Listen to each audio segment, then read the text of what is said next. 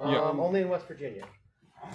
Okay, so it's easy to turn in both directions. Okay, so what you're going to do is you're going to take a simple paper clip. It can't be a coated paper clip. It has to be a non-coated, regular old, boring paper clip that your grandma has laying around the house or whatever. And you're going to short out the black and the red wires. Now I need someone to turn the pulley.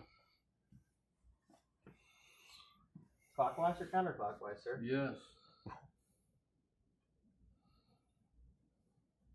I'm going to turn it the other way. Harder, isn't it? That definitely is harder. Okay, so he's going to tell you why. Why, sir?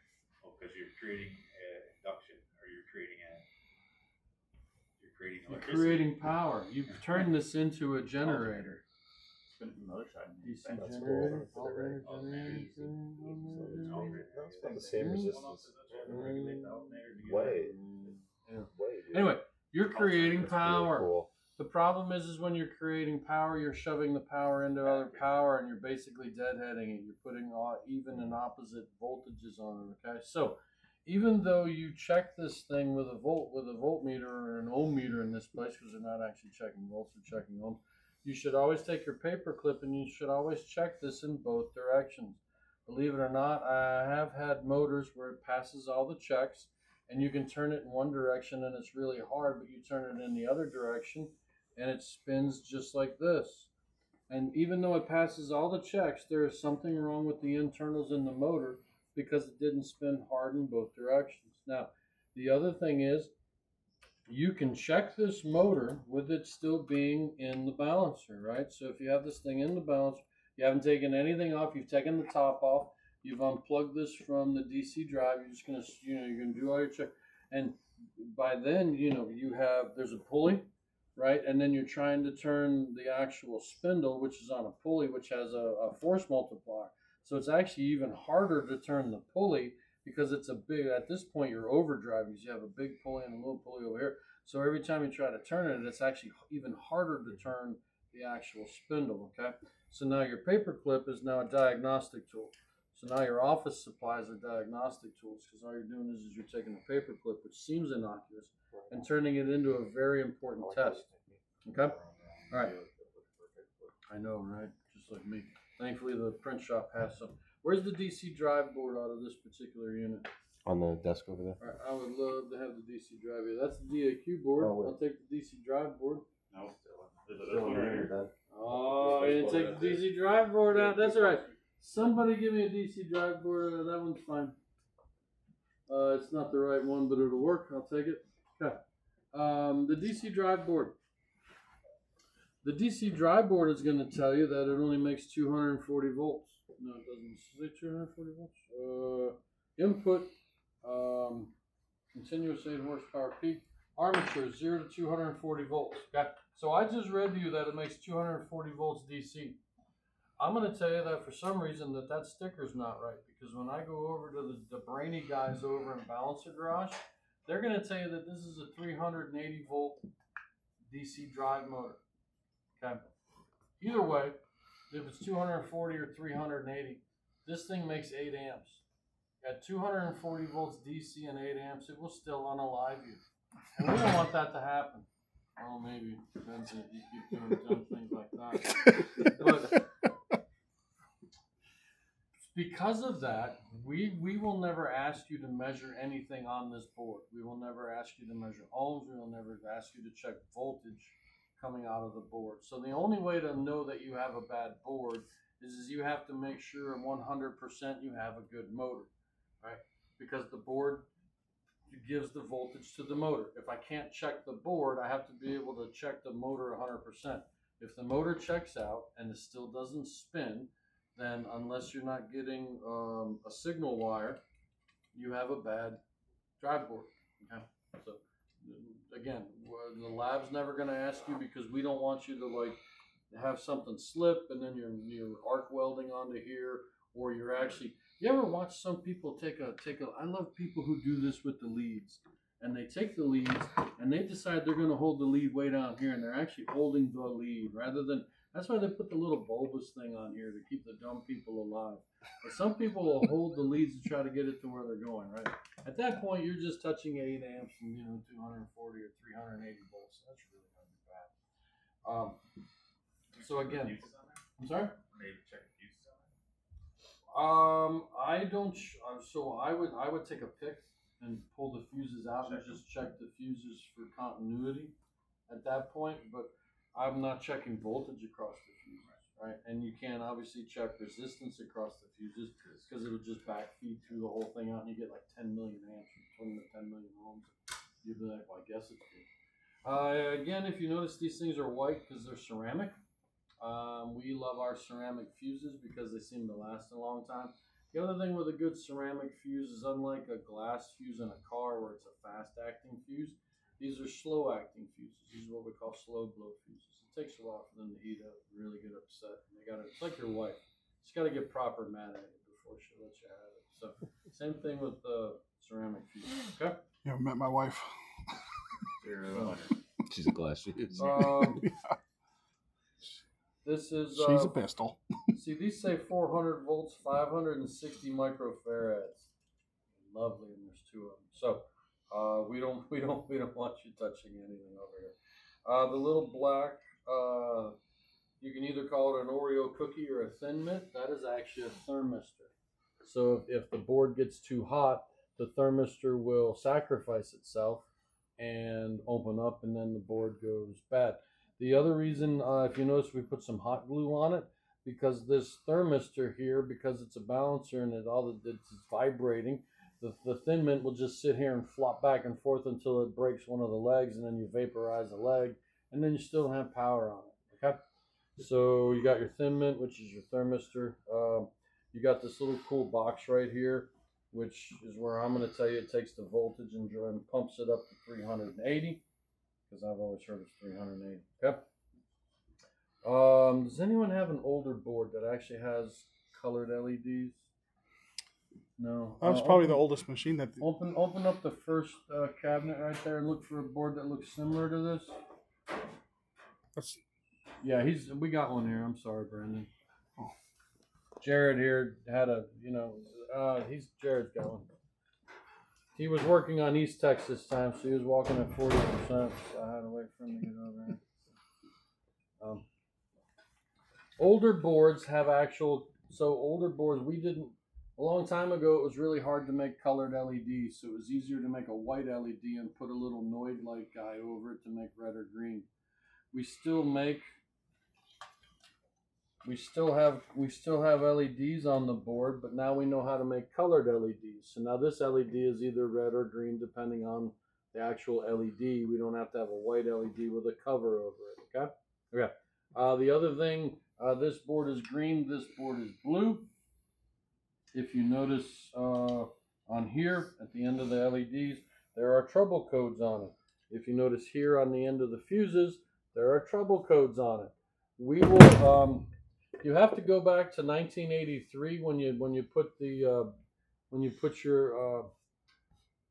paperclip into your ALDL, because it wasn't a DLC back then. Your ALDL connector, and you counted the blinks. Okay, unlike a car, we will never blink anything but a single-digit code, and we will never blink more than one single-digit code. We're a very simple company, so we do have the ability to blink a code, but again, it's going to be somewhere between 1 and 9, and we will just repeat that one code. We don't have multiple codes. You don't have to worry about it. You still look for the bigger pause, right? Because you have to know when to count, if it's a 5, a 6, a 7, or an 8, and then it'll have a bigger pause again, and it'll just keep blinking that.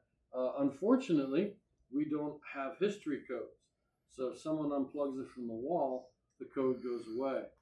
So if the guy is trying to help you and he's trying to help you, I turned it off, I unplugged it from the wall to reset it, and it started working again. Well, that's fantastic, because unfortunately we deal with car people, and car people have history codes, and they go, well, can't you just go into the history and look the code up? No, I can't.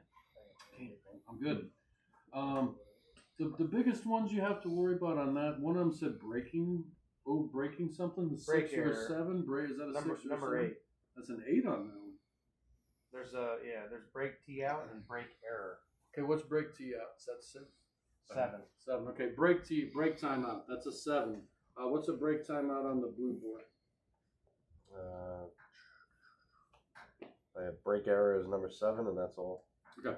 So number 7. Number 7. That is the only code that is a hard code. If you unplug it from the wall and you plug it back in, it It'll will stay. continue to break an error 7. The only way to get rid of an error 7 is to replace that board. Okay, so once you get an error 7, It's chopped. it's done. Okay. It's called a break timeout, which means it took too long to slow the tire down. Okay. Do the error codes, do they blink continuously, or are they only on power up of the system? Like, does the LED, does it only blink once you press the power button and then go away, or is it continuous? If there is an error code after it powers up, it will continue to blink that error code Okay. forever. Now the problem with your thing is if you shut it off and you turned it on, there won't be any error codes because we forgot them all. Okay. The only error code that will persist is a 7. So if you turn it back, it won't blink when it's off. But when you power it back up, because it's a break timeout, it will continue to blink the red light 7 times. Can you, I know we don't have one of these loose. Can you look back in that first one? You're looking for a giant yellowish orangish resistor with 2 black leads. It's about 1 inch wide by 2 inches long. It has a black lead coming out of each end of it, and it's anodized. No. Man, they had fun with hot glue on this one. They cooped all up. Yeah, they cooped it all up. Even at the base of it. Well, because we don't want those. We can't have breaking timeouts. If you notice, all of your DC drive boards had 2 black wires coming to them. It doesn't really matter which way the 2 black wires go on because it goes to a resistor. The resistor is a resistor. The resistor does not have a diode in it, so it doesn't matter. Polarity doesn't matter. Okay, so this little orange, if you want to call this guy yellow or orange, I'm not really sure what color you want to call this guy down here. It's anodized. It's aluminum. If you notice, it is bolted to something much bigger aluminum-ish or steel. That's because it's a heat sink, right? So what's happening here is, if you notice, it says 57 ohms or 57 omega signs. I don't know if omega signs or not. So we have 57 omega signs. This is our braking resistor. This helps slow the tire down. When we put resistance on slowing the tire down, resistance creates heat, so we have to have this big giant heat sink on here. Otherwise, one end of this thing will act like a piece of Orville Redenbacher, and it'll just take this end and yeet it out until the wire stops it, and then it'll bring it back. Okay, so when you buy a DC drive, you have to order it as a kit because we give you a DC drive and a braking resistor. It's easier just to give you a braking resistor every time you need a DC drive. Now, for those of you who are competent enough to measure in omega signs and you feel confidence in your confidence, you can just measure out 57 ohms of resistance on your wires because it's either good or bad. It's not like you can be halfway. And then if you want to, you don't have to replace the braking resistor because you just checked it. Make sure it's good and tight. Right, the German version, Good and tight. that one. Make sure it's nice and flush. Make sure there's nothing in between it because I need the heat dissipation. Do they use heatsink paste behind it, or is it just hard? No, it's not like a CPU. It's not as it doesn't get as hot as it doesn't have thermal paste. It's not like a CPU. We just need the actual physical contact. Okay. A lot of times, your error 7, your break timeout, is something just went wrong with the board. So first thing I do is I just check my resistor. If the resistor went bad enough, you will see one part of this thing just flopping around over here, and then you know you have to replace it. Where we put these resistors, if you notice where that resistor is and that one, and that resistor is in that one, and that resistor is in that one, it's in a hurtful spot. I think we start by putting the braking resistor in space, and then we build the whole entire balancer around it. So if I can save myself a lot of agony and a lot of pain, especially if you have big, thick sausage hands, trying to get into where there you go, big thick sausage chamber. You're trying to get to this braking resistor is not exactly, easy. So again, if you measure out 57 ohms, excuse me, I keep saying 57, 75. 57, 75, I'm dyslexic. Anyway, it says right on the thing what the ohms value is, 75 ohms. If you get to the right ohms value, 75 instead of 57, sorry, it's good. Yeah, again, you're going to replace it with another good one. Okay. Something happened in the DC drive. It popped a 7. It's going to pop a 7 until you replace it. Okay. What happened to that green board? There you go. If you notice, this and this looks a lot alike. That's because this is for newer balancers. This is for older balancers. The older balancers drive board was ginormous back in the late 90s. So if you notice, this board here just sort of sits like this.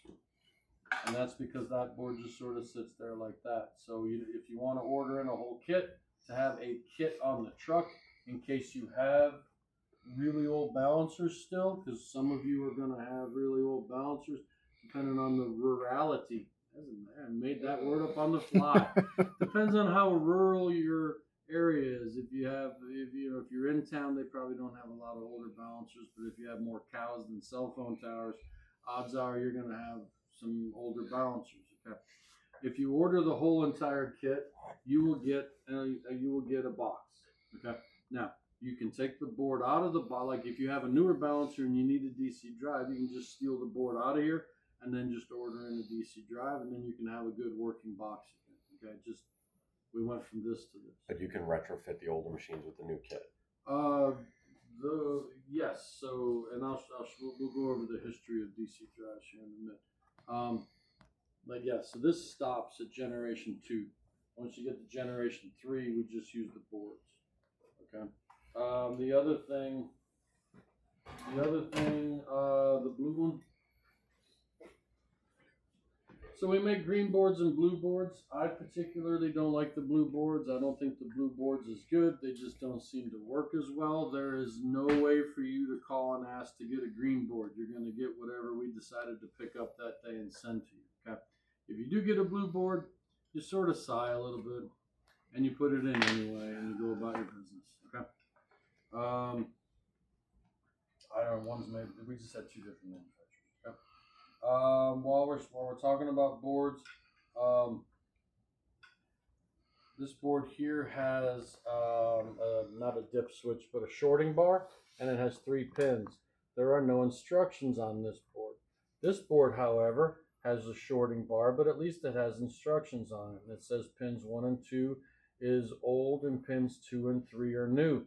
Now the good news is that pins 1 and 2 on here are old and pins 2 and 3 are new, but we don't bother to tell you that on the board. You have to actually look it up on the paper instructions. Okay. So you're asking yourself, well, what constitutes old and new? Well, thank you for asking. That's so nice of you to ask. Generation 1 and 2, if it's an old balancer with the old box, that's old. Starting with generation 3, which is kind of nice because it's pins 2 and 3. Starting with generation 3, it's the newer. So you'd have to put the jumper pins from old to new. Okay. If you forget to do that, it doesn't blow anything up. It either A, doesn't work, or B, gives you an error code 4. And an error code 4 is usually an internal memory fault, which means you're going to replace this again for a second time because you think you have an internal memory fault. And the only reason it does that is it has something to do with the clock speed. And the clock speed is too fast on the new for how old and ancient the rest of the balancer. It's a turbo button. It's like a turbo button. So if you leave it on new in an old machine, it just doesn't work. Good news is you can just unplug it from the wall, move the shorting bar over from old to new, or new to old, and it will start working like not a problem. Okay. All right. So I don't know why we did this. For some reason, for the resistor, we have the word dB. I'm not sure why we use the term dB. But then we have L1, L2, and then we have motor leads. Motor leads are A1 and A2. Okay. Some balancers spin the tire clockwise. Some balancers spin the tire Counterclockwise. counterclockwise. Do you use counterclockwise or anti-clockwise? That's a good question. Okay. I think the word is counter and anti, same thing. But Yes, yeah. but some places in the world don't say counterclockwise. Some places in the world actually say anti-clockwise. Yeah. It's funny to me because I don't say it that way, but there are places that say anti-clockwise. So that's a rather good than- question because I hear my dad using the counterclockwise. He's Yeah. from Guyana and I'm Okay. from Trinidad and they use anti-clockwise in Guyana. That's cool. So- The things you have to so- know as a teacher. So you might hear my dad using counterclockwise and Okay. you might hear me using Anti-clockwise? Okay. Yeah, but that's Yeah. neat. Yeah. Little cultural things like that, right? Cool. We're now cultured people. Alright. The good cultured, not the bad cultured in like a petri dish, right? We're good cultured. Right? We don't want like low cultured. Yes. You want to save these off the old boards, correct? The new boards come with one. With the shorting, You can save them. don't they help you do something with the scissor list? The scissor lifts come with 3 or 4 of them that you can strategically borrow anyway. The one place you will need it is for the Revolution because you need to short out a S1 To get it. to do the self Self-test, test. So if the first couple of times you want to save some shorting bars, that's fine. A1 and A2, back to counterclockwise versus anti-clockwise. You put the red in because it's DC, right? So if you just put the red and black wires on backwards, when you power up, when you go to A1 and A2, the balancer may spin the wrong way. The good news is the software is smart enough to know that the balancer is spinning the wrong way, and it's going to give you an error message like unexpected reverse direction, whatever. Okay? Detected. Oh. Basically, that means you plugged up the red and the black wires the wrong way. So you're just going to unplug it from the wall, take the red and the black wires and switch them around, and then it'll turn it in the proper direction for whatever balancer you're working on. Okay. If you can't do it just by double tapping the pedal because the double tapping the pedal it just sends voltage to the motor. You have to pull the hood down like you're going to spin a wheel, right? Because then direction matters when we're spinning the wheel, right? But if I just double tap the pedal, it'll work all day long. It'll take it off, it'll put it on, take it off. Because it doesn't care what direction it's going in, it just reverses it. It's not taking any measurements yet. Not taking any measurements yet. So the other resistor, somebody was saying it was made in Germany. No, we're just saying it's good type. It's a paraphrase. Yeah. Right? You either have tight or you have German tight, and German tight is guten tight because it sounds German.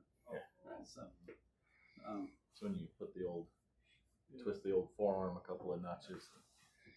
yeah, you ratchet up the tension so that your wrist doesn't pop until it's really tight, rather than halfway tight. Yeah. And you get the arthritis in there and it pops it. Got your own you got your own torque wrench at that point. The wristometer. Breaks at the certain rate. Okay. DC drives. You.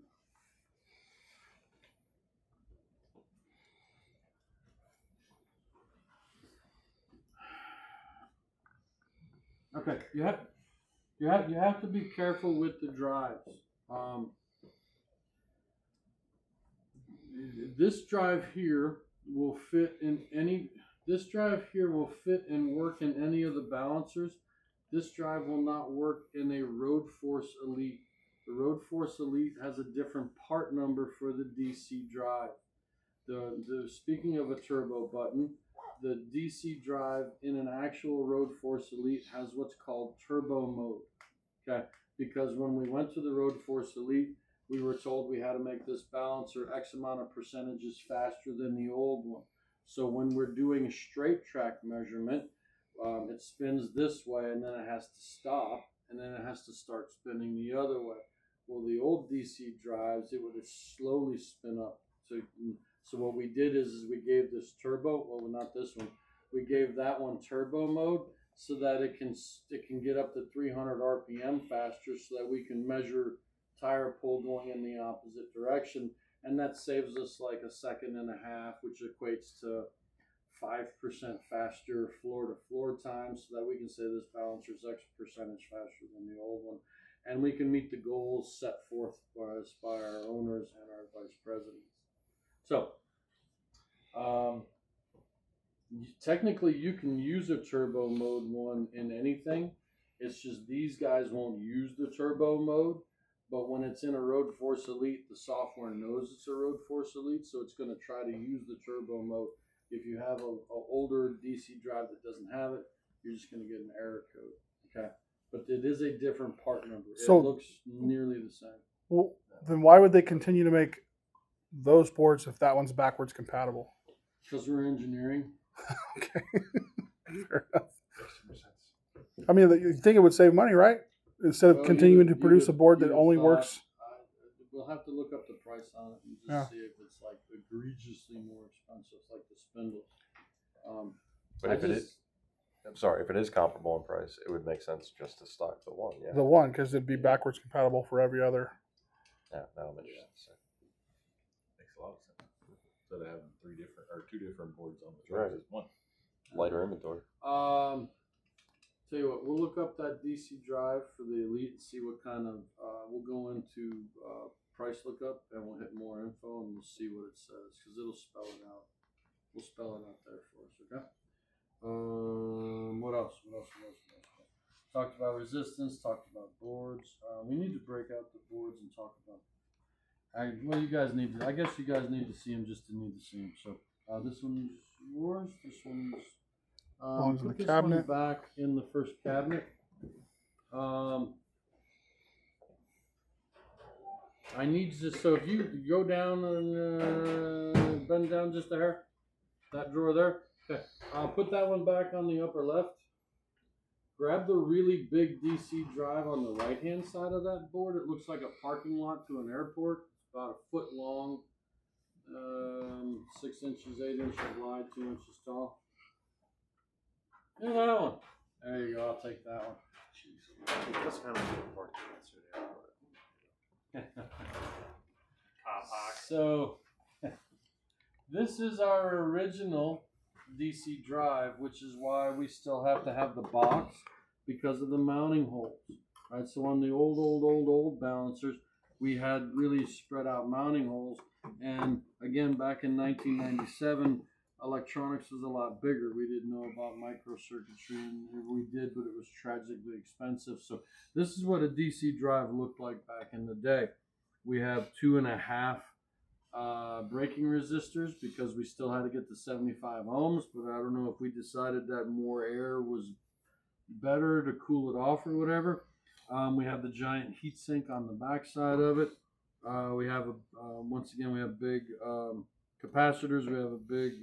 This is a voltage transformer because it's big. That's the same thing the little black box does.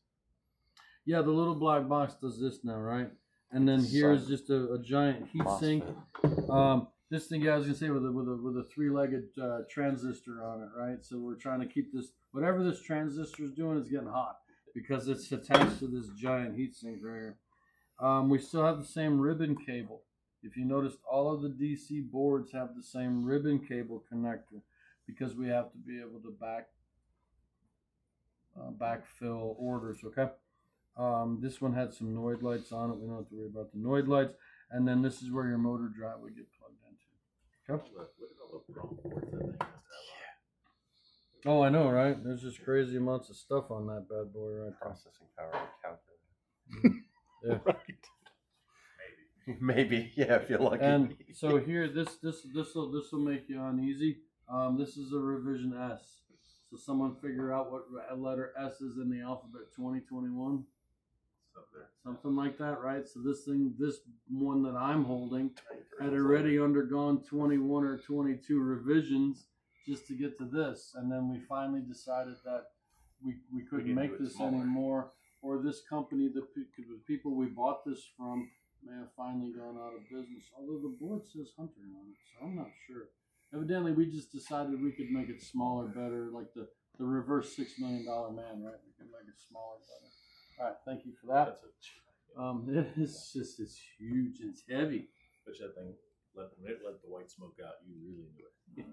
Yeah, it was good times. Did you actually repair, like, seeing how those electrics are so small, how do they actually repair those resistors and those, We don't. yeah, board, Yep. board? Yeah. So I don't. You might have not been in here this morning for whatever reason, but Hunter's diagnostic path is you get to a known. Hunter's diagnostic path is you diagnose something down to the component. If you think that component is bad, you put in a new component. If that component didn't fix it, you take that component out, put the old one back in, and then keep diagnosing until you get to the next component. And then you just look for, whatever that next component is, whether it be a spindle or a motor or a drive board, right? So this isn't rebuildable. This isn't rebuildable. The drive board's not rebuildable. We replace pieces, like entire. Components. I don't want to keep using that word. And if you install Hard parts, something large assemblies. and it's still good and it's brand new, you could just send it back. You get a refund. He's international. Oh yeah, maybe not. That's right. He might be. He licked the door handle on that one. Yeah. That's another thing to ask Eduardo. My rep mentioned that he changes brushes. Like we swapped out a motor. when Yes, we you were out. can replace brushes. So brushes on this one. Brushes on this one. Give me a straight blade screwdriver. Thank you very much. So, hey, look, freaking perfect. Brushes on this one. This one here, you just unscrew the brush holder, and then the brush pops out. This brush is kind of weird because it's all self-incorporated. Older motors, the brush had like a solderless terminal on it, where it was male, female. This one here has the spring already on it, and then this actually touches the case. This actually touches the special part of it, commutator. Thank you. It touches the commutator. Okay. The problem you get with these wires is if the wire here in the middle, if the little brass wire there, or copper, if the little copper wire in the middle sticks out the end, this brush can't bridge the gap on the commutator, so it can't hit the two pads. So the brush will actually like arc weld itself, and it'll make a nice ring around the stator, and then that motor's junk at that point. Okay. Again, for those of you, I've said this a couple of times before. We are an a la carte company. If you forget and you only order one brush, there is somebody over at the service center that will pick up one brush, put it in a box, charge you $20 of shipping, and they will ship you one brush, which does you absolutely no good because you need two brushes, and they are not car people. They're only picking parts. And if you ask them, they'll tell you we don't even bother to pay them to pick parts, but that's between them and whoever. You need two brushes.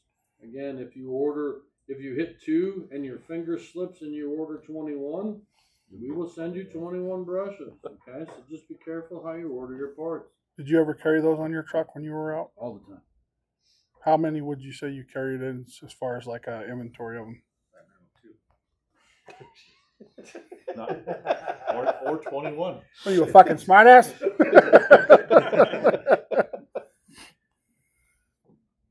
I only carry 2 because you don't replace brushes all that often. And then if you did replace 2 at once, whenever you were putting in your weekly order, because they don't weigh anything and they don't take up anything in the box, you would just order 2. Now you wouldn't want to order just 2 of them separate because they're just going to charge you a lot of shipping to get it to you. But if you're putting in an order like for damaged fingers on Auto 34s, just throw in a couple of motor brushes in the package. Won't weigh any heavier and it won't be any bigger, so you'll save on shipping. Especially him, he needs to save everything he can on shipping. So what does the motor brushes do exactly? They transfer the electricity down to the to your stator. So it's allowing you to a motor because it's allowing it to spin inside and still keep electrical connection. And off topic, how does a brushless motor work? Induction. Yeah, you have north and magnets. south or north and north and south, and somehow they're able to physically turn the magnetic field left and right, left and right, left and right, and by doing that and doing that and doing that and doing that, it gets it going, and that's how you have a brushless motor. So, it's good for DC. It's not so good for AC, which is why most of your Milwaukee stuff or your lawnmower that you got, if it's a cordless like the Easy Go or whatever, it can be brushless motors. So since this one's up here and we're just talking about stuff, this connector right here is very fragile. Flash. This connector should also be at a 90-degree angle from the Hall Effect sensor pickup board. Okay, this one over here. What happened to this one over here? This one over here. Someone straightened it out. I did. Someone had their way with this connector. This connector was laid down at about a 45-degree angle. Normally oh man, those things are bent. Mm-hmm. Those things are bent. See, because you can't put it all the way on. All right.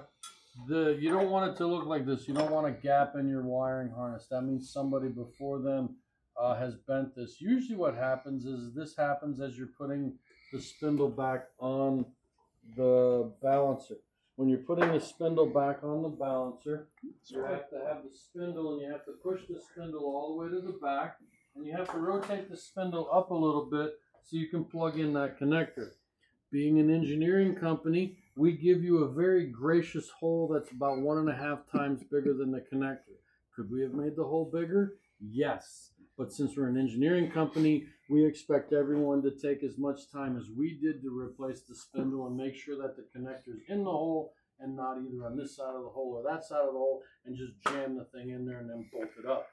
Because they don't actually work in the real world. They work in a lab where it's clean and doesn't smell like rat pee, and they don't have to worry about it. So to an engineer, that hole right there is about the size of the Grand Canyon, and they can't figure out why you can't put the connector in there without bending. Awesome. That's actually a fairly gracious hole. Right, because everyone always, engineers will always measure stuff before they powder coat it, because powder coating is an unknown certainty, because powder coating can be thicker or thinner in the same spots depending on how the guys use, how the automatic robot's using the brush. So they don't measure holes after powder coating. So if they measure a hole and then it gets heavy powder coating, that hole is not nearly as big as the hole was when they measured it. And they're going to be like, well, I don't understand. We made the hole this. But yeah, but then the powder coated it, and now it's only this instead of that. All of a sudden, you're breaking stuff because you're bending connectors. Okay. You're going to have to be very careful with this. All right. So the bearings that are in here, there is a preload on the bearings, as they've noticed, because when they took the clip out, it fell. Okay. If you put a screwdriver in here, you can very gently move. This is going to be bolted to the balancer, so the spindle itself is going to move. But if you want to notice, this thing moves just a little. You can see that thing move just a little bit. Okay. If you notice, I'm just using a finger and I am just moving this a little bit. Okay. If you get in here and you move that and you hear a pop, you just bought a spindle. Or the customer just bought a spindle, because you're burning in hell somewhere for not telling them you broke the spindle and you're just going to make the customer buy it. Okay? This is actually supposed to be here. This lets you know that your bearings still have that preload on it. Okay?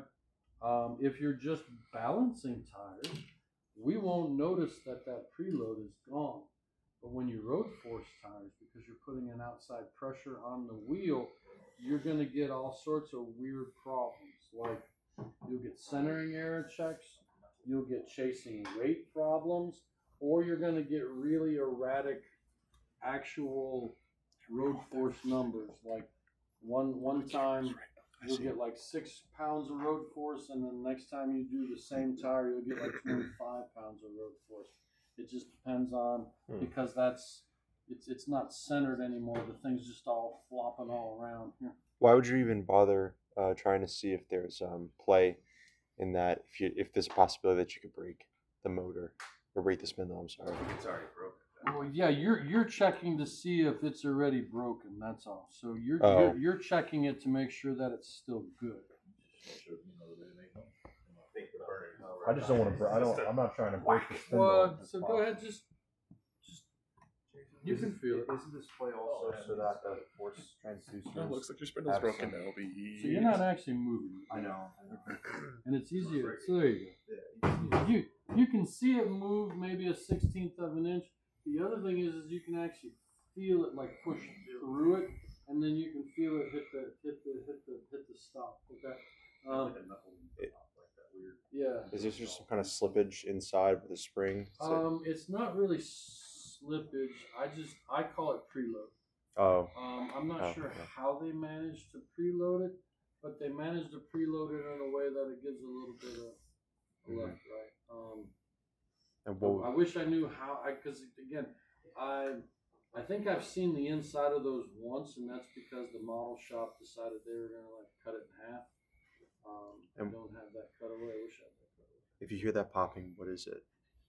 You basically moved the bearings. Oh. And now the bearing is not here. Now the bearing is out here, and now there's no more preload left, and you have to replace the spindle. Number 2 Phillips. Somewhere. All right. So we're gonna take off the encoder board. So we have a wheel encoder on the. Steve's already over here. I thought Steve had put that one in there. Plus, this is a newer style. The encoder board looks just like the one on the on-car brake lathe or on the Revolution tire changer, right? So I have 2 of these, but right here together. This is my A channel and my B channel, and then the one way out here all by itself is my home pulse. Okay. If you look inside of here, you can see that it's there's brass. And let me see if I can rotate this around to get to where the home pulse is. Thank you. So, is that the home pulse right there? Yeah, super. There's the home there pulse. All right. So if you notice, the home pulse is actually a fairly big. Oh yeah. Freaking do that to me. Okay. The home pulse is a fairly big notch in relationship to the rest of the actual wheel encoder. Okay. So it's almost the thickness of 2 whole entire windows. Right. So it's in comparison to you can see how little the little bitty windows is on this wheel encoder. That wheel encoder is brass, obviously, because we can't induce magnetism because we're shining lights and things are moving. So we don't want to. We always make it. The only time I've never seen one not made of brass is the one in the Revolution, where it's made of that really weird plastic material. All the rest of them we've always made out of brass. It has to do something with magnetism. I'm not sure why. Because we're not actually doing anything with magnets. But I guess because it's an encoder pickup. I don't know. Because we're basically shining a light, right? And the light either hits it or the light doesn't hit it. But I suppose magnetivity could mess with the optics a little bit. I don't know. We just always use brass. Usually just encoders instead of sensitive Yeah. feedback. If you do notice in here on my right side or on the back side, there's a really crazy washer. It's not really a wave washer, but it's one of those funny. It's one of those funny. It almost looks like a honeycomb washer where it's got all the right angles, and then there's air gaps in it, and then it squishes itself together. Like Kind of hard. oil to ring describe. expander almost. Like with the little nubby zone. Where is it? Yeah, I suppose. Oh. Someone put the light back in there for the camera, so you can see it on the back side. It's right there. You can see Just the. washes it out. You see it like that. So we somehow too we can't hard mount it because it's made of brass and it'll warp or deflect. So we put the spring on there, and the spring on there keeps it from turning independently. but the spring doesn't put too much pressure on it, so we don't deflect the brass, because it's brass is very malleable. Big word for the day, malleable.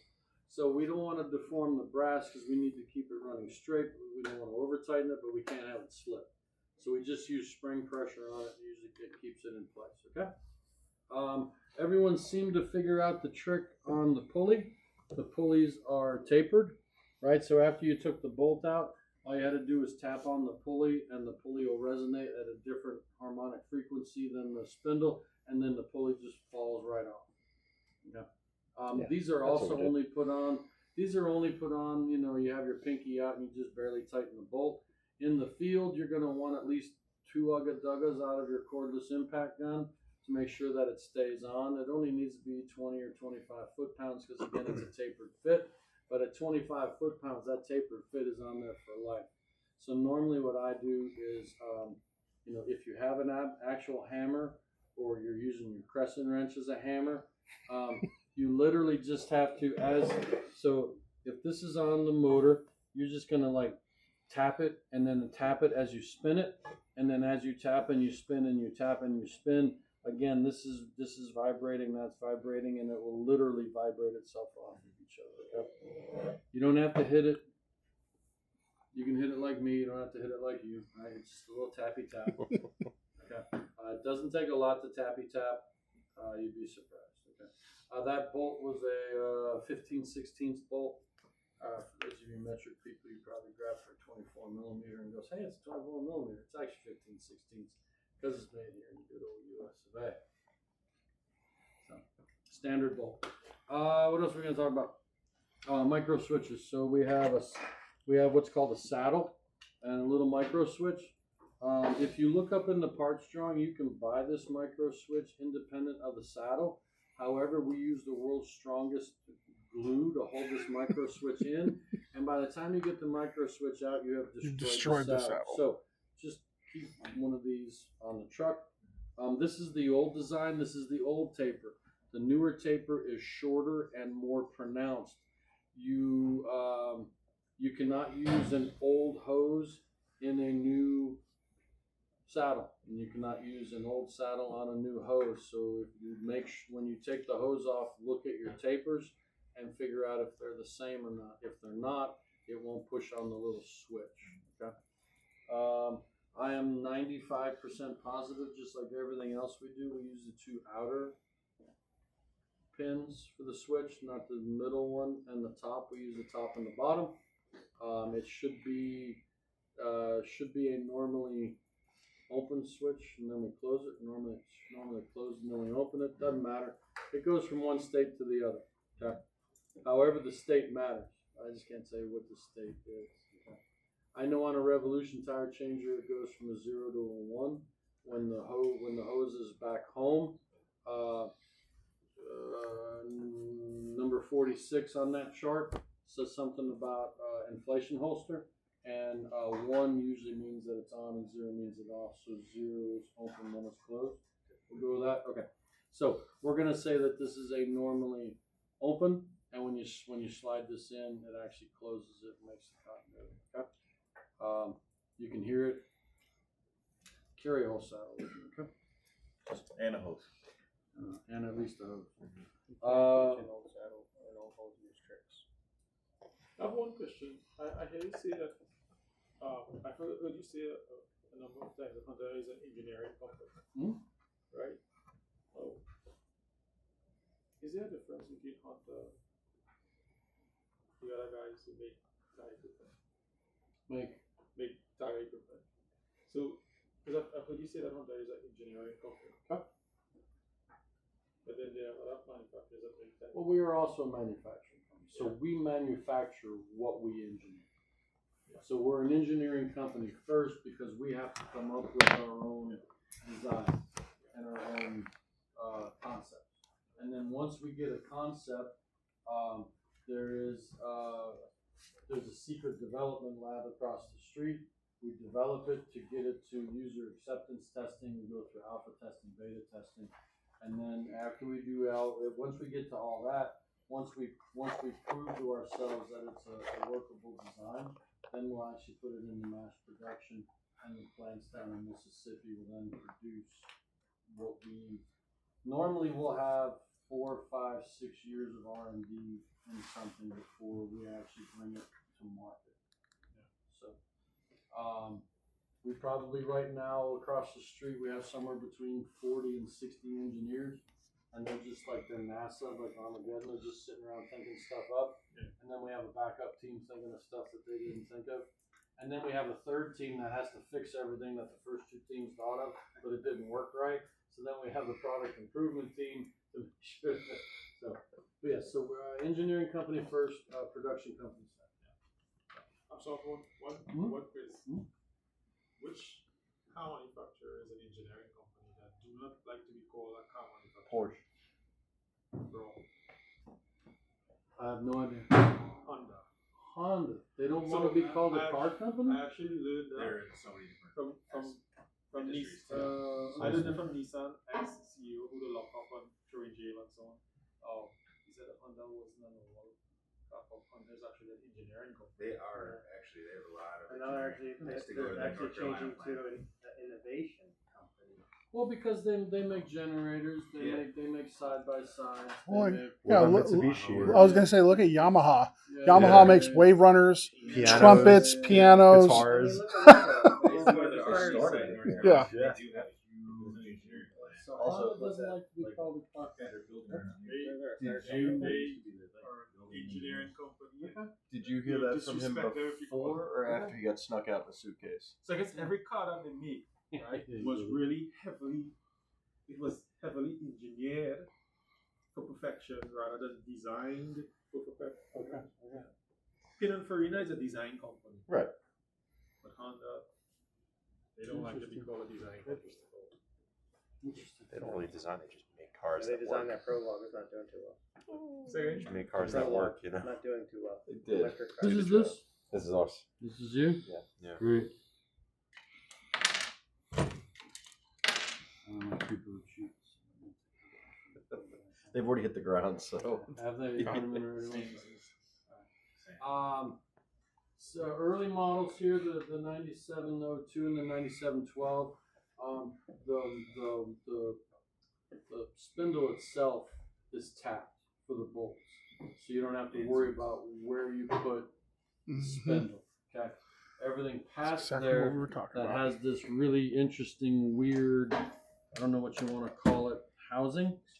Okay. Yeah, it's like track housing or something like that. Pocket screwdriver. You need a little one? Flavor. So, pocket screwdriver. I used this the other day. When you're putting these back in, the spindle cannot touch the vibration structure right here. Okay.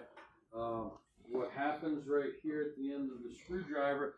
There's a weldment. If you put the spindle all the way touching the vibration structure, the back of the spindle rides up on that weldment, and then your spindle is no longer horizontal. Your spindle is actually pointing down a little bit, okay?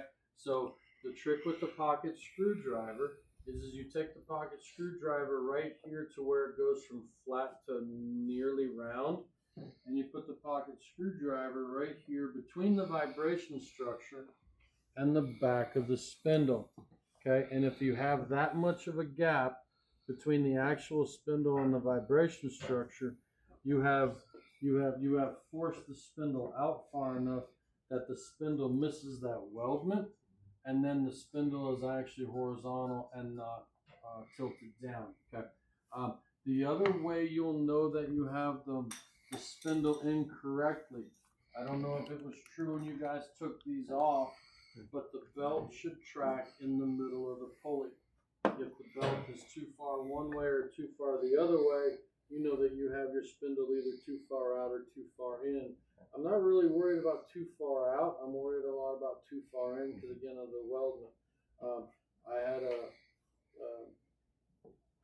I had a self-induced mistake that cost me about 4 hours of my life because I was arguing with the guy at the lab that there's no way I had it too close and he was an idiot. And I finally looked at him.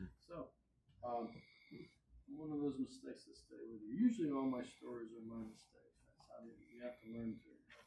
So, the only thing is, if you go too far out, then the belt will start to fall off the pulley. But as long as the belt has a little bit of pulley on either side of it, you should be okay. Mm-hmm. The other thing that I always found interesting that I have never had anyone explain to me is we use a V-groove multi-ribbed belt on a completely smooth pulley. To me, the pulley should be grooved to accept the 10-rib multi-rib belt. It's been smooth since Mike Douglas made the first one, and that DSP 9000. We have never had a grooved pulley. Okay? BMW does the same thing, drives me crazy. We did manage to do something stupid for a while, and we would drill here because we had to make sure that this was balanced. So we drilled holes in here, which then just ate up the belt. So then we actually started to move the holes that we drilled. This one doesn't actually have any. How about that? A lot of our pulleys will have holes in the side of them because we're trying to get it balanced out. Does that one have? That one has it. Okay. So we actually put these on its own little fixture, and we have to make sure that that thing's not inducing any vibration, right? So somebody was, I don't know if they had a liquid lunch that day or what, but somebody went a little heavy on the drilling. Looks like they counter drilled a little bit, but fortunately for us, we got it to balance out. I don't know. It looks like that one took a minute or two longer than the rest of them did. They drilled it on the inside. Yeah. It doesn't even look like casting issue or something. Doesn't even look circular. No, that does look like a casting issue. Doesn't it? Looks like it's hollow.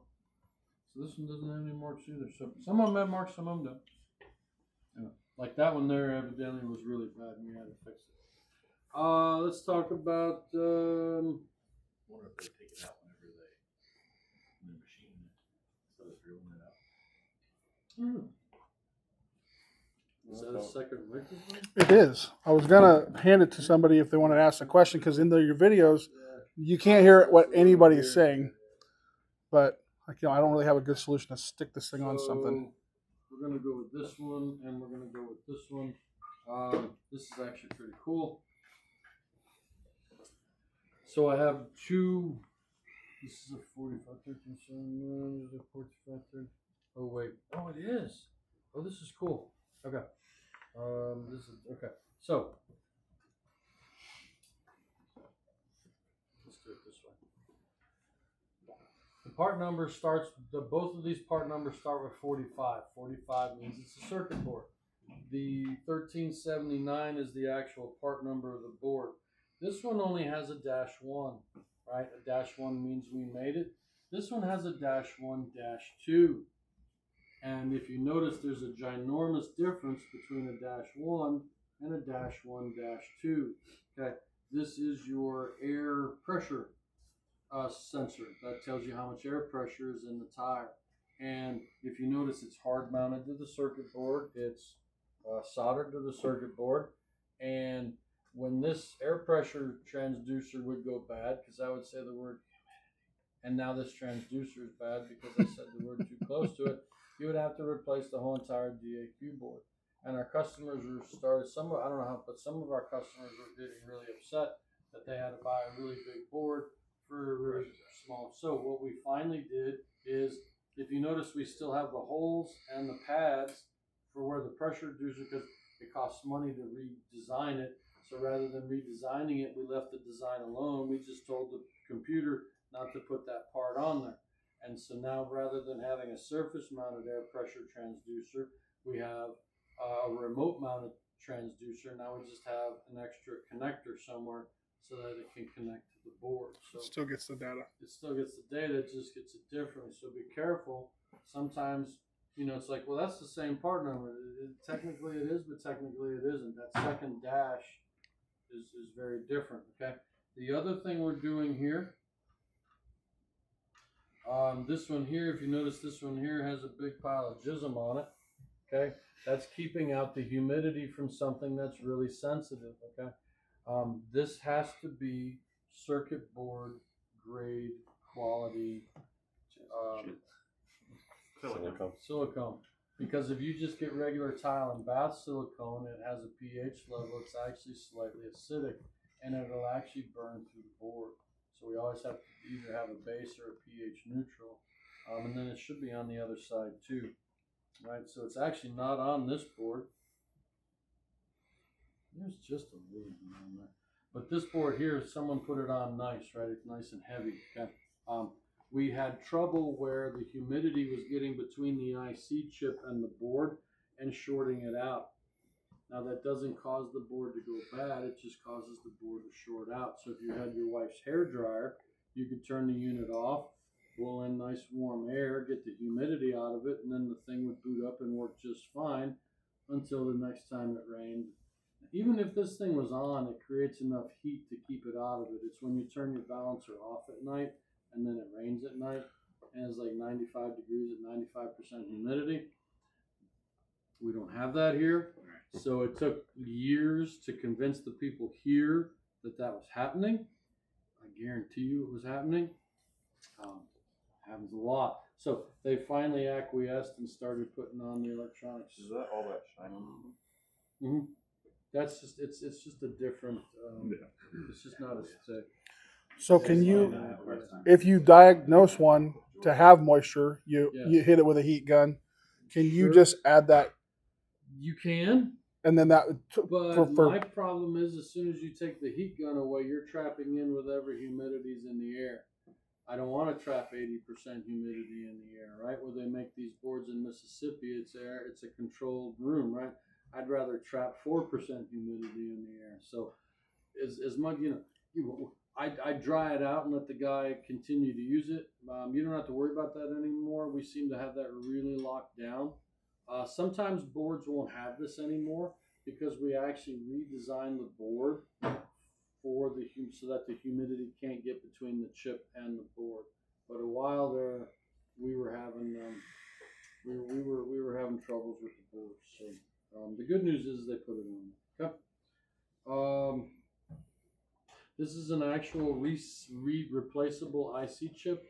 You can't do that anymore. All of your chips are going to be hard mounted and hardwired.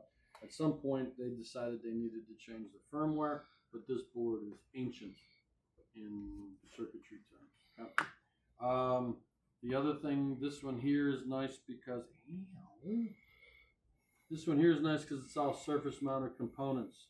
The other thing, at some point we decided to save a half a penny a piece, and we no longer give you the little guy standing up. Now we just give you pads. So you have to take your if you're going to be one of those voltmeter guys, you have to put the voltmeter on an actual square pad because you can't put the alligator clips on here, which is terrible because if it slips between two pads, you now have become a welder, and those two pads are now not air gapped. Like I said, we're probably saving a half a penny a piece on a little, whatever you want to call these, test points, probes, terminals. Now everything is just a flat terminal. Okay. Since he's here, and I haven't told you guys this yet, I'm going to blow your ever-loving minds. Every time you see a set of solders, one solder is always square, and the rest of them are round. The square solder is terminal number 1. And we have done that on every circuit board we have made since the 70s. Okay? Once you see it, it'll blow your mind that because we're wicking that solder, right? We're floating this thing this way on a river of solder. The solder has to wick its way up into the board. So the board is actually cut out either in circles or squares so that when the solder wicks up into it, it fills it out and it gives you a square. It is crazy. Oh, there it is. That's why I sent ours over there. That's wild. There's a square. Yeah, so each set of No those way. pins has its own number 1. That one's the square one. I actually found that out by accident one time. A guy asked me to What? check No pins way. 2 and 3 No on a way. rack. Fuck's sake. How much? Yeah, and he goes, "Oh, pin number 1's the square one." And I'm like, That's actually You really mean to tell how me did I for never 40 know that, years? right? Engineering company. Yeah, we're an engineering company. That's the difference between them and Yeah. So each socket, that would be 1, 2, 3, 1, 2, 3. That's cool. But yeah, that's really handy to know because someone may ask Yep. you one day, Lower left. check between 4 and Fucking 5. wild. Oh, it's even on there, right? Yeah, I mean, Little oh, circuit boards, big Jesus. circuit boards. We're gonna have a square pad, right? That's At pretty this good point to here, know. you just want to go home and be like, man, that's How many other people do Square that? holes. It kind of makes me want Not GM, I can tell you that. No, Ford doesn't do it either. The other thing, I think that one's only like a 2-layer board. We make up to 4-layer boards. We don't do 7s, but we do 4s. Could that be a signature on the I think it's honestly just to help whoever's trying to measure the voltage to know where pin 1 is. Right? Because most people don't put it on the solder. Most people will put it on the wiring, right? Wire number 1 will be this color, or wire number 1 will have a stripe. Right, because like on Panduit stuff. Let me have that. No, wait, I can do it on this one. Where's that blue one again? Right. So on this blue one here, we have a Panduit connector, and on the Panduit connector, you got the 1 red stripe. That's pin number 1 on the wiring harness. Right. So sometimes I have, sometimes because I don't make that blue board, right? So I don't know where pin number 1 is on the board, so I have to make the wiring harness show me where pin number 1 is. That board's made in like it actually literally says Szechuan China on the board. If you turn it over. I love this. That's just Texas Instruments? Yeah. Yeah, yeah. Right there in Sugar Land. Okay. Yeah, in Texas. Yeah. It's Texas Instruments. Texas Instruments. It's just not named Texas Instruments for nothing. And you can look at the bottom of this board. Yeah, it doesn't matter. No. I think this is yours, right? So what you're saying is that That's, that board is somewhere between Yeah, I don't know. TI-84 Yeah, okay. and I'm trying to keep it because I don't want you guys to put together. Okay. TI-87. You know what TI? Do you know what it's? Yeah, so the Okay, like this. looks to me So this is called a Panduit connector. I don't know why pandas in zoos are important, but we call it a Panduit connector. It's just the name of the connector. It's just flat. You put the wire in, you scrimp it down, and it's got like the shark bite fittings to where it just pierces the wire, so you don't have to strip everything out. Where's the? Let me have that DC drive. Not the DC drive. You gave me exactly what I was looking for, and that's not right. No, it's fine. So, put it in here.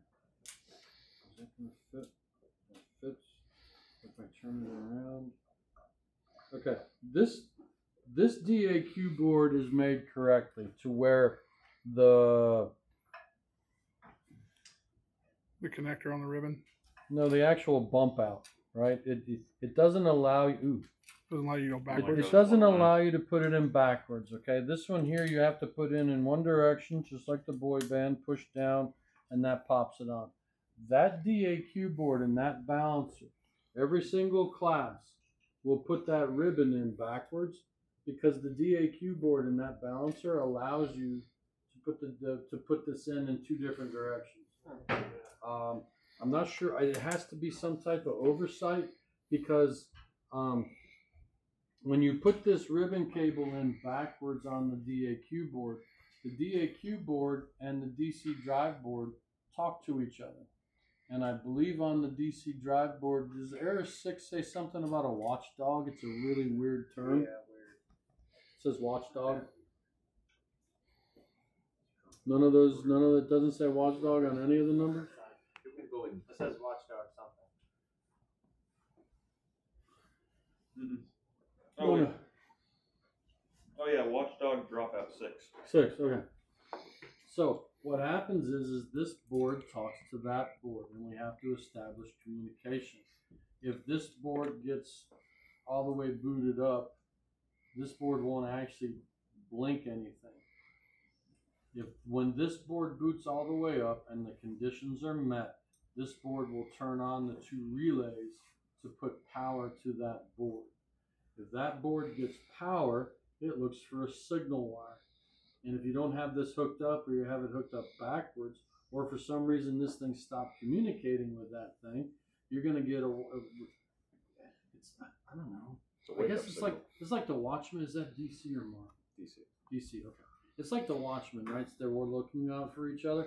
If it doesn't see the watchdog light, it'll blink an error code 6 to let you know that it doesn't know what it's doing. Right? So it's smart enough to know that it's not smart. Right? And something's not. Because the DC drive, They weren't in. is there. The DC drive doesn't make decisions for itself. The software tells the DAQ board to make the decision on when to put power going out of that to turn the motor either this way or this way, depending on which way it needs to go. But the DC, that's why it needs the ribbon cable, because the ribbon cable is the communication between the two.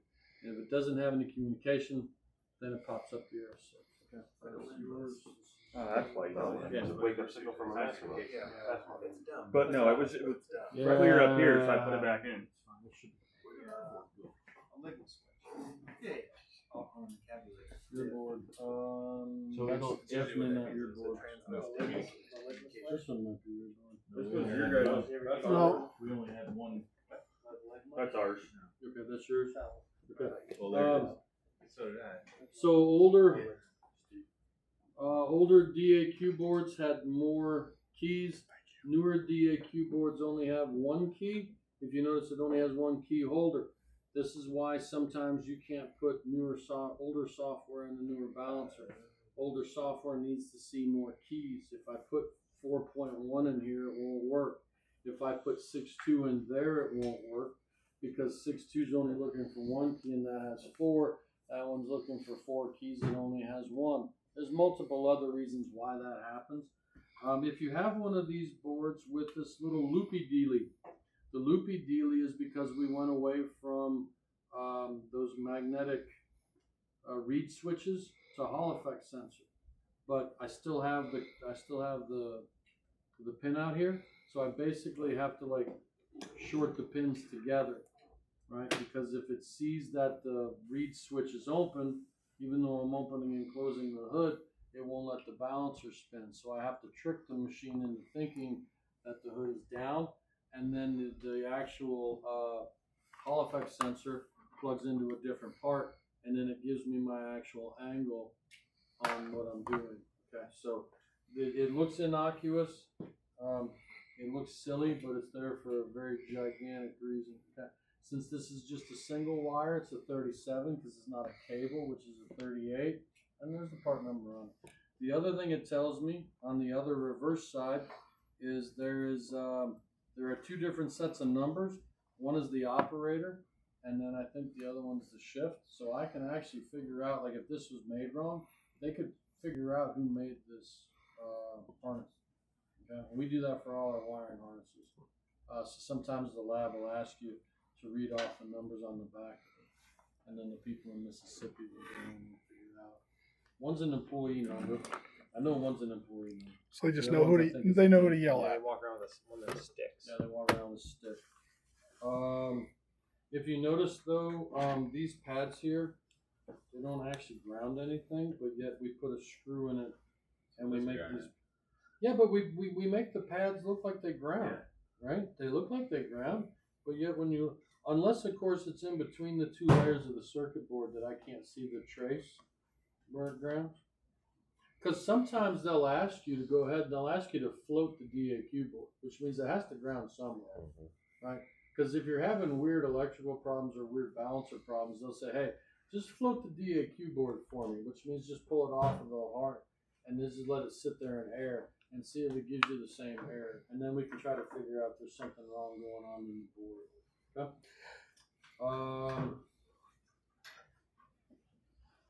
Stuff, lots of stuff, pokey stuff. The old Molex connector. This is the old way, the 4-pin connector, a yellow, 2 blacks, and a red. And then we decided that the Molex connector was taking up too much room on the board, or the Molex connector cost us 3 cents instead of 2 cents. So then we went to the little black connector there, like on that board there. And that is, I don't know, maybe that's more of an industry standard. It's just a little 4-pin connector rather than this giant, because you have to have the big giant pins too, right? So the pins cost more money, the connector costs more money, but that's more of an industry standard size pin. Still made by Molex. That's still, and when we were putting together that balancer on Monday, that's the only connector that is that shape. So you can't mess it up when you're putting it together. Well, someone tried to plug it in 90 degrees this way, and they were going to be they were pouring the coals of that thing. They were going to get it plugged up. But I mean, obviously, you can't plug it into any of these No, other correct. ones. Is what I This meant. It is a square. Yeah, it's a square. The other thing that I noticed, every one of these has a really long white connector. That is your spindle encoder cable. Your spindle encoder cable has been this since the very first balancer, so we have to keep this connector so that you guys can use it on anything that you want to use it on. Okay. What else are we talking about? Oh wait, this is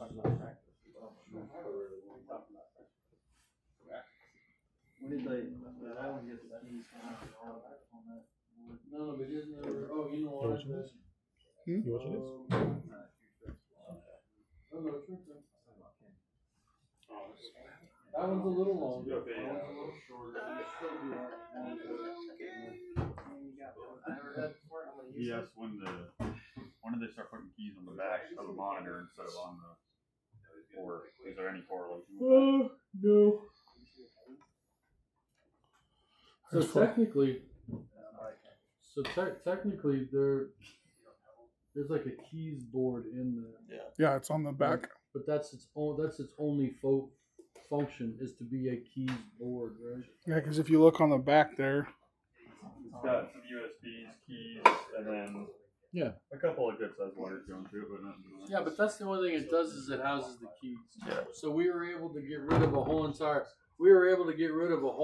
circuit board and just put the keys on the DAQ board. Right? yeah, because when we were looking at the Road Force Elite, I was like, "Where's your green board up there with your keys?" And he said, "Well, ours is on the DAQ board." So the other thing we used to do is the word Hunter Engineering on the arm underneath the monitor. That used to have its own board, and all it was white LEDs because we lit up the word Hunter Engineering. Because having the word Hunter Engineering wasn't good enough; it needed to be backlit for maximum efficiency. That way everybody knew that you were using Hunter equipment. So That's why we lost the connector. that's why we lost the connector. Yeah, we had to pay for the light. Yes, yes. It's funny to watch the balance of back and forth. We're gonna finish out strong. We're gonna go eat a buffet, and then when we get back, you guys are gonna put these all back together again. I'm getting a pokey stick because when I put my hand inside the balancer, no one can see anything as I have big sausage meaty hand. So I'm gonna try to make this work a little better by having it. So we're gonna deal with this one because this is the newest, the latest, greatest one. Hey, look! Hello there, bro. You happy to see me? I wondered where those got off to. Look at that! Oh, those are nice. Look at that! Holy get some cow. memory players. Yeah. Put those in the bottom of the red, because the black toolbox stays in here. The red toolbox goes next door. The red toolbox goes to tire changer. So you want to In the red one. Yeah, because it should go all the way in the bottom drawer. I was really hoping that was a box of nitpicks. Oh, I know, right? It's almost as good, but not quite. Just making it sting even more.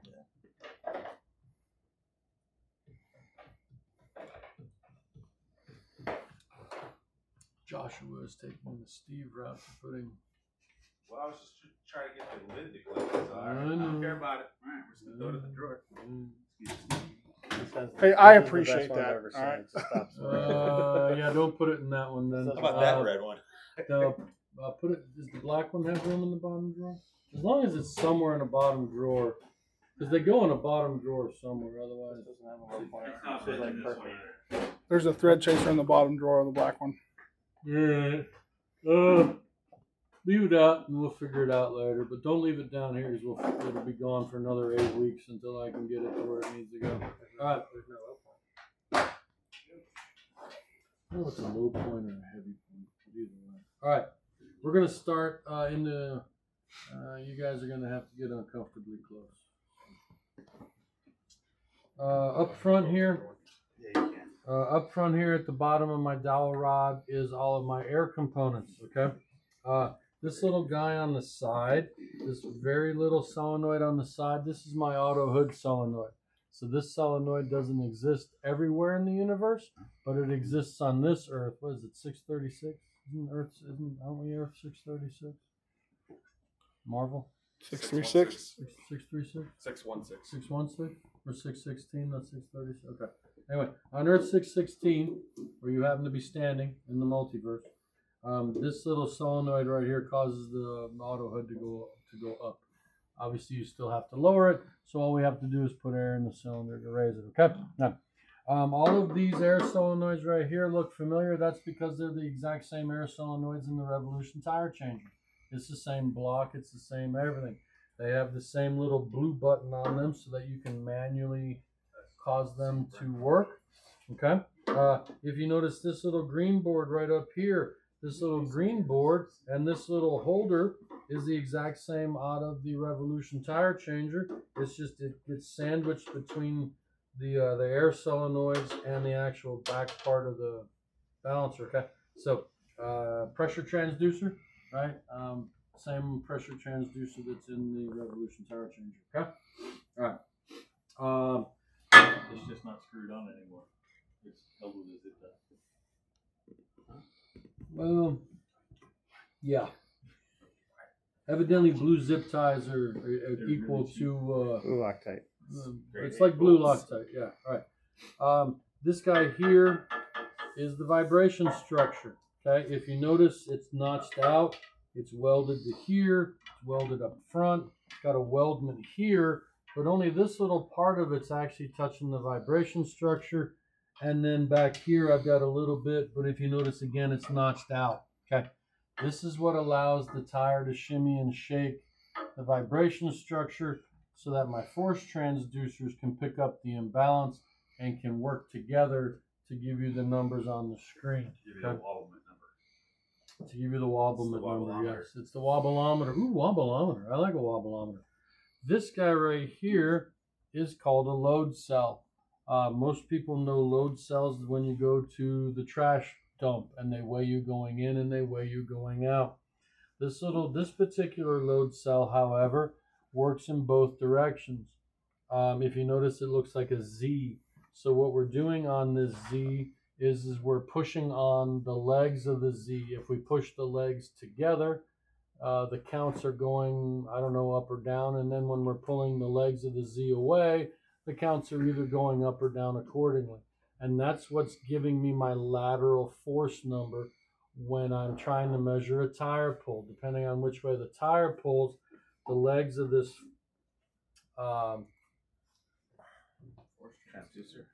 pressure transducer, pressure load cell. But it depends if my load cell is getting compressed or contracted. I can tell which way the tire's trying to pull. Okay. But that's what my load cell is doing. The orientation of that, is it always lay flat? No, sometimes it's straight up and down. Okay, that's what ours was. When we cracked it open, it was straight up and down. I don't really think it matters because it's just measuring this way. Sticky fingers, sticky boogers. All right, it's just measuring this. So it doesn't really matter which way it's oriented. Okay. Micro switch over here. Really super high-tech micro switch. So when you step down on the pedal, right, it knows that you step down on the pedal because the micro switch closes and it sends an electrical signal to the DAQ board that I'm actually pushing on the pedal. If you want to look at that one, it's nearly the same. This big black gigantic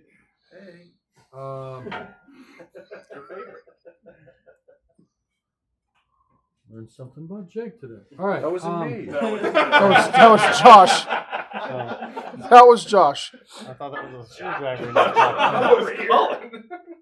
I can't believe this. I can't believe this. Who's speaking on my behalf? Right.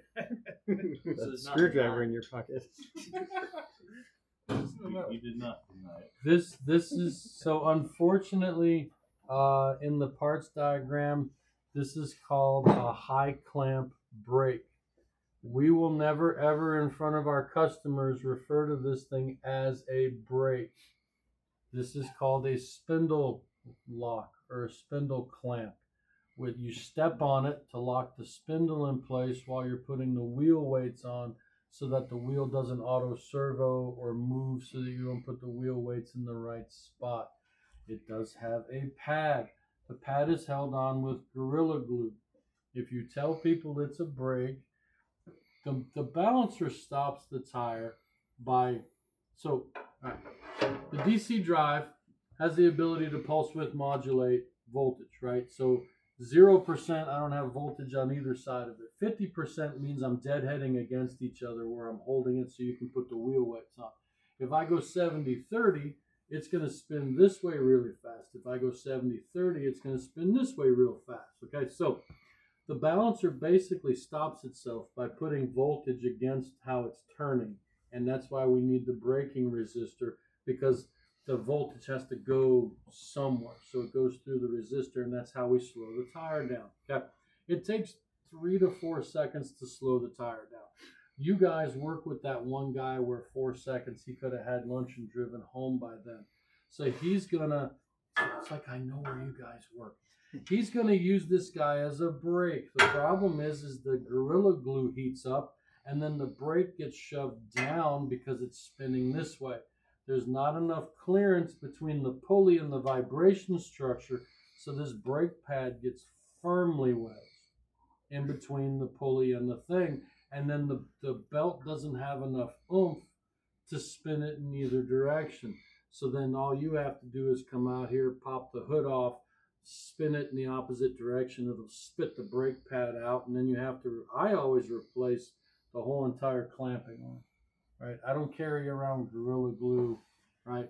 It's, you can charge for stupid, right? So they get a whole entire bracket with a brand new brake pad on it. Most of the time, these brake pads are going to be worn kind of concave anyway. That one's worn pretty good. That one's been used in engineering testing. That was a test mule for engineering, which is why it looks. Actually, that pad's like, I thought it was. It felt like metal. It was so worn. Yeah, that one's really worn. Okay. So that's why we don't ever call this a brake. We call it a spindle lock. All right. People are gonna do dumb things with it if you do dumb things with it. Okay. All right. Force transducers. I'm gonna have to get the force transducers, but I'll have to hurry. I'll do my best. This is basically just an electronic distribution block. This is where power comes in, power goes out. It's all just full of 220 volts just waiting out to reach it. So don't touch it. All right.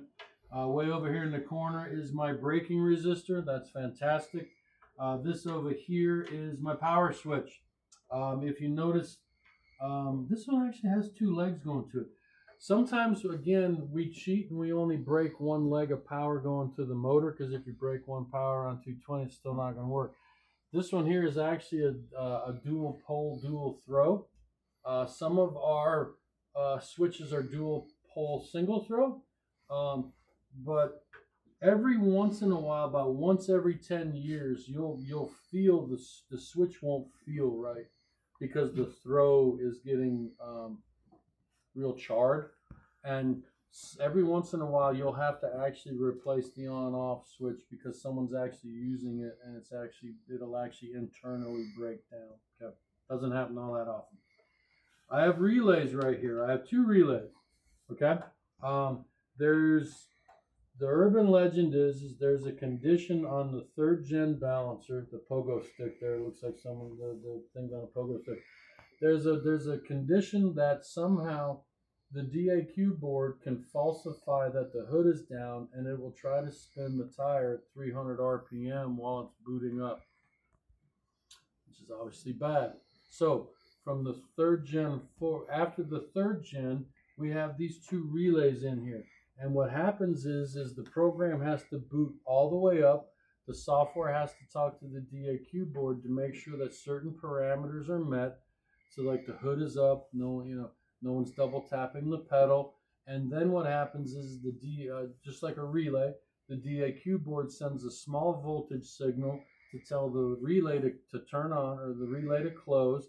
And then when the relay closes, a large voltage goes through the other side of the relay.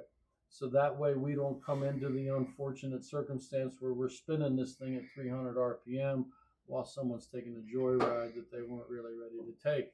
Now, it's 220 volts. Guess what's really expensive in 220 volts? Relays. What's really cheap? 110s. So we use two 110 relays rather than one 220 relay because it's cheaper. And we like saving money. And we're an engineering company.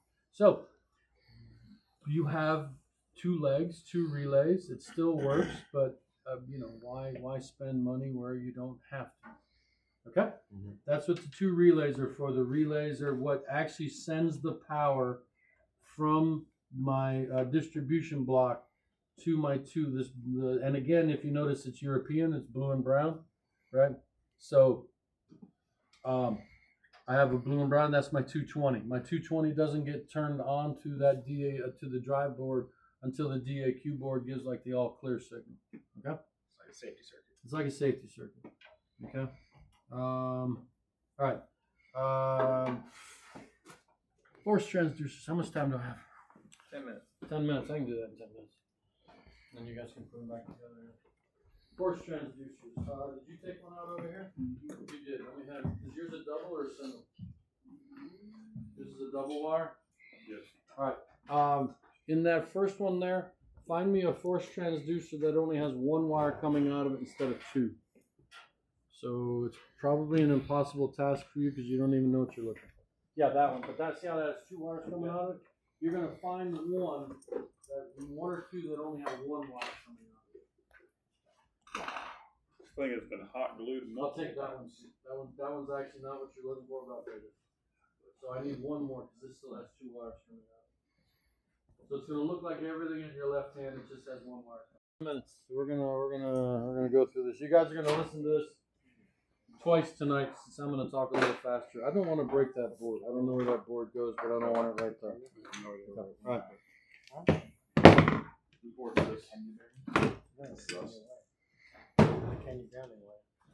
He said that's an older one because it has the pressure sensor on it, so more than likely. Yeah, it probably goes to the road force touch.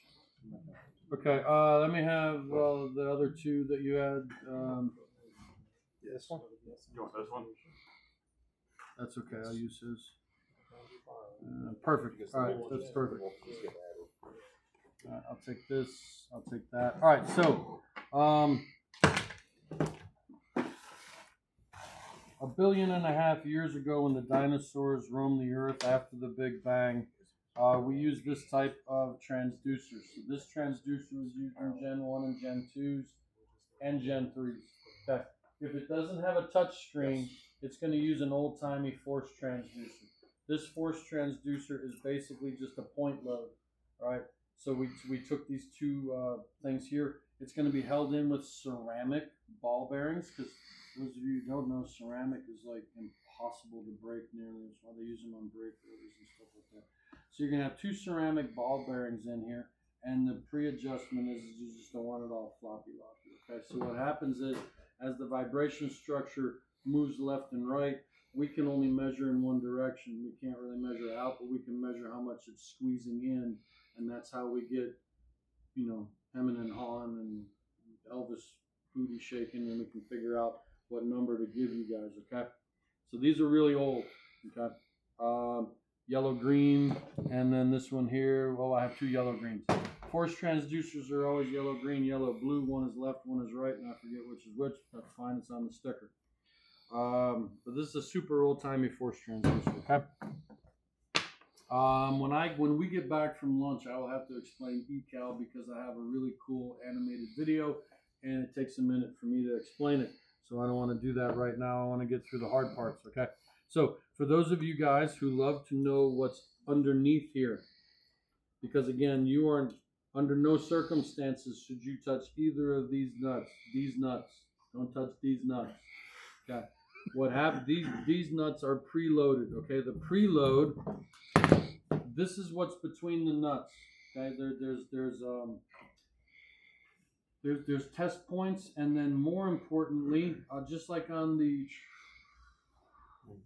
Revolution tire changer, there are two piezos, and believe it or not, the electrical inputs actually pick up the piezos, and because piezos, when they move back and forth, they create their own voltage. So these pickup wires here are actually picking up what the piezos are putting down. I think I can work that into something. So It's tough being a teacher. That's why we have to keep the preload correct. Because once you mess the preload up, my piezo's won't give out the right voltage. And the dudes over there in 0 and 1 land know that if it's set at the right preload, this is what my ranges are. So if I change the preload, I change the range. If I change the range, then I change the number. And then it's just nothing works right. Okay. So that's what's actually sitting inside of here. Okay. If I have 2 wires coming out, the 2 wires coming out, one wire does just sensing and the other wire does my piezos. Okay. If you're gonna have one, so if you notice, so this is in a SmartWeight Pro. This is in a SmartWeight Elite, a Road Force Elite, a Road Force Walkaway, a Heavy Duty Elite. Okay, this one's in a SmartWeight Pro. I have to make them the same because it's easier for the people in Mississippi to make the same thing. If you looked inside of here, it's still going to have all of that. We just don't hook it up because we have to save money. It's a $4,000 tire balancer. It's an $18,000 tire. I can't give you the same. So it's a pain point for you salespeople. It's a pain point. Can you deal without ECAL? And I'll explain ECAL when we get back from lunch. ECAL has to do with the piezos. Okay. So I can still figure out the shimmy and the shake. I just don't do the ECAL. That's the difference between a 2-wire and a 1-wire. Difference between a 2-hump camel and 1-hump camel? $1,500. So. So, question: you keep saying 1-wire and 2-wire. You mean 1 lead and 2 lead? Yes. Okay. So technically. You're right. You want to get I'm just 1 lead, 2 leads. It does all go back into one connector, but this one does have 2 leads in this one. Okay. If you notice also, this one doesn't get grounded out because we're not doing anything with the piezos. This one has a little ground guy here, and you have to make sure that the little ground guy gets hooked up to a little 3/16 Allen wrench because I have to ground this guy out, right, for static electricity and stuff like that. Again, we make them the same so that the vibration structure holes are the same, so the CNC dudes are the same, so we make as many people as happy in production as we possibly can while just not hooking it up electrically, and then it's basically the same. Okay? I will get into ECAL after lunch. All right. This one. This is the bad part. Heavy duty elites. The heavy duty elite tire changer started out with these. Okay. What we realized is by the time you put a 350-pound tire on it, it takes this and it uses this as a lever and it twists it to the side a little bit. So now my piezos aren't getting uniformly squished. They're getting squished more on a point rather than an up and a down. So at some point in year 1 of heavy duty elitage, this is how awesomely smart we are. We are so smart, we're lazy. All we did was we cut the lever in half. So now it's only a half a lever because this is where my piezos are, right? So I still have to have a long shaft, but I can't have the deflection of it. So by putting it in the middle, it only deflects half as much, and I'm happy. Less torque. Less torque. Less torque. More torque. Less torque. More torque. All right. I love that last name. That's not a great day today. All right. So the problem is these two are not interchangeable. The vibration structures are obviously welded into the heavy duty elite. They are not interchangeable. We are terrible at record keeping, and we don't exactly know when we changed from this one to this one. So you basically have to take the top of the balancer off and go, oh, I got one of those. You'd have thought somebody somewhere would have made a note. A bulletin would have been great. Okay, so because even though the holes are the same, the way this mounts versus the way this mounts, that end of the vibration structure is very different. Okay, so you do have to keep. You can keep one of these, but you have to keep one of these because again, I cannot tell you when we change. Okay, it's not so. For my friend here from out of town, it's not that this is inaccurate. It's just that this is more accurate. It's more data. And I am probably talking somewhere in the tenths of an ounce range to the hundredths of an ounce range. I'm not talking whole entire ounces. I'm talking about tenths of ounces on a tire that weighs 300 pounds. Again, I don't know if the customer would ever feel it, but it didn't seem to pass the vibe check with us. Trademark check. So we decided we were going to make it better so that over the longevity of the balancer, you got as precise of a balance as you could get. But yeah, we basically just took that and we made a half a lever instead of a whole lever. And then we straight. Ooh, chicken dance. You gotta be Polish to do. You gotta be Polish to do a good chicken dance. Don't take that one. Don't take that one. Oh, that one's yours. Okay. How many more minutes do I have? 5-3? None. None. 12:01. When we get back, there is a torque sequence to put these in, which is really important. So we'll talk about the torque sequence. We will talk about eCal. After we talk about eCal and the torque sequence, I will release you to put everything back together. Okay? Perfect.